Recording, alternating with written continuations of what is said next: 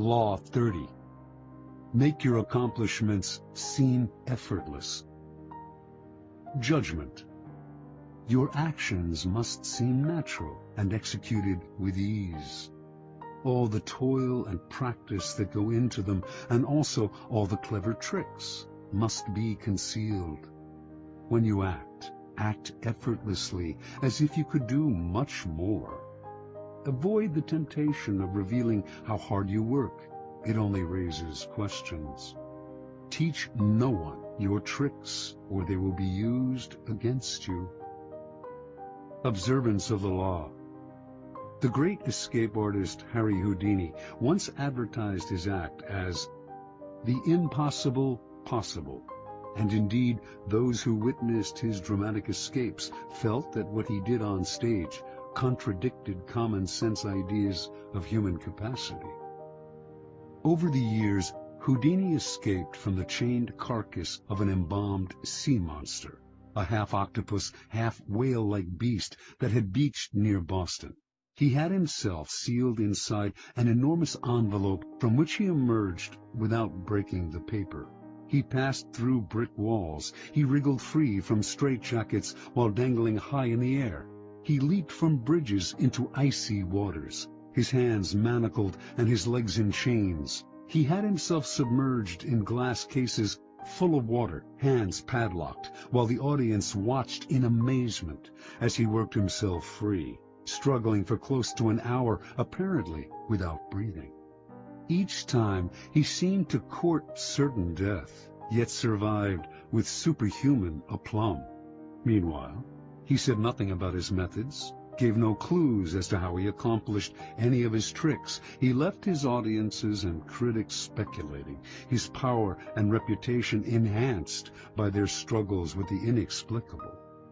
Perhaps the most baffling trick of all was making a 10,000-pound elephant disappear before an audience's eyes, a feat he repeated on stage for over 19 weeks. No one has ever really explained how he did this, for in the auditorium where he performed the trick, there was simply nowhere for an elephant to hide.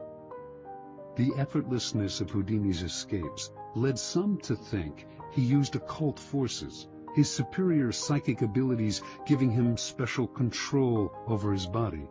But a German escape artist named Clopini claimed to know Houdini's secret. He simply used elaborate gadgets. Clopini also claimed to have defeated Houdini in a handcuff challenge in Holland. Houdini did not mind all kinds of speculation floating around about his methods, but he would not tolerate an outright lie, and in 1902 he challenged Clopini to a handcuff duel. Clopini accepted. Through a spy, he found out the secret word to unlock a pair of French combination lock cuffs that Houdini liked to use. His plan was to choose these cuffs to escape from on stage.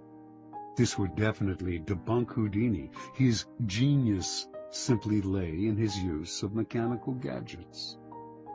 On the night of the challenge, just as Clopini had planned, Houdini offered him a choice of cuffs, and he selected the ones with the combination lock.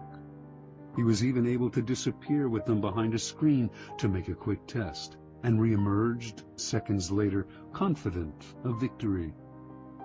Acting as if he had sensed fraud, Houdini refused to lock Clopini in the cuffs. The two men argued and began to fight, even wrestling with each other on stage. After a few minutes of this, an apparently angry, frustrated Houdini gave up and locked Clopini in the cuffs. For the next few minutes, Clopini strained to get free. Something was wrong. Minutes earlier, he had opened the cuffs behind the screen. Now, the same code no longer worked. He sweated, racking his brain. Hours went by, the audience left, and finally, an exhausted and humiliated Clopini gave up and asked to be released. The cuffs that Clopini himself had opened behind the screen with the word CLEFS, French for keys, now clicked open only with the word FRAUD. Clopini never figured out how Houdini had accomplished this uncanny feat. Interpretation. Although we do not know for certain how Houdini accomplished many of his most ingenious escapes, one thing is clear. It was not the occult, or any kind of magic that gave him his powers, but hard work and endless practice, all of which he carefully concealed from the world. Houdini never left anything to chance. Day and night he studied the workings of locks, researched centuries-old sleight-of-hand tricks, pored over books on mechanics, whatever he could use. Every moment not spent researching, he spent working his body, keeping himself exceptionally limber, and learning how to control his muscles and his breathing. Early on in Houdini's career, an old Japanese performer whom he toured with taught him an ancient trick, how to swallow an ivory ball, then bring it back up. He practiced this endlessly with a small peeled potato tied to a string. Up and down, he would manipulate the potato with his throat muscles until they were strong enough to move it without the string. No one could check the inside of his throat, where he could conceal small tools to help him escape. Even so, Clopini was fundamentally wrong. It was not Houdini's tools, but his practice, work, and research that made his escapes possible. Clopini, in fact, was completely outwitted by Houdini, who set the whole thing up. He let his opponent learn the code to the French cuffs, then baited him into choosing those cuffs on stage. Then, during the two men's tussle, the dexterous Houdini was able to change the code to F-R-A-U-D. He had spent weeks practicing this trick, but the audience saw none of the sweat and toil behind the scenes. Nor was Houdini ever nervous. He induced nervousness in others. He deliberately dragged out the time it would take to escape as a way of heightening the drama and making the audience squirm. His escapes from death, always graceful and easy, made him look like a Superman. As a person of power, you must research and practice endlessly before appearing in public, on stage, or anywhere else. Never expose the sweat and labor behind your poise. Some think such exposure will demonstrate their diligence and honesty, but it actually just makes them look weaker, as if anyone who practiced and worked at it could do what they had done, or as if they weren't really up to the job. Keep your effort and your tricks to yourself, and you seem to have the grace and ease of a god. One never sees the source of a god's power revealed. One only sees its effects. Keys to Power. In the Book of the Courtier, published in 1528, Baldassare Castiglione describes the highly elaborate and codified manners of the perfect court citizen. And yet, Castiglione explains the courtier must execute these gestures with what he calls sprezzatura, the capacity to make the difficult seem easy.